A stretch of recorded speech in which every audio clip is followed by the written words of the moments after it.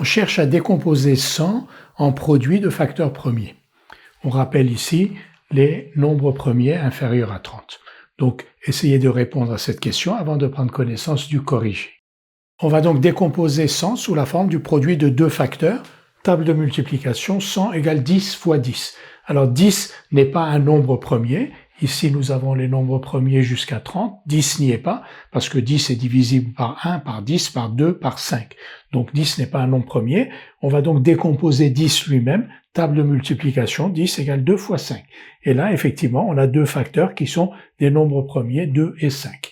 Donc 100 est égal à 10 fois 10. On remplace 10 par 2 fois 5. 2 fois 5 fois 2 fois 5. Et vous savez que quand vous avez un produit de facteurs comme ça, vous pouvez changer les facteurs de place. Donc 2 fois 5 fois 2 fois 5, c'est la même chose que 2 fois 2 fois 5 fois 5. On a donc décomposé 100 en produits de facteurs premiers. Nous allons maintenant décomposer 100 en produits de facteurs premiers avec une autre méthode.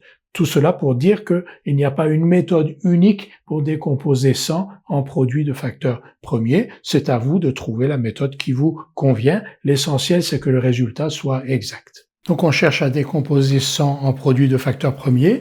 Et au lieu d'écrire que 100 est égal à 10 fois 10, on écrit que 100 est égal à 20 fois 5. Donc on écrit 100 sous la forme du produit de deux facteurs. Un des facteurs ici, 5, est déjà un nombre premier. Donc on va s'occuper du premier facteur là qui est 20.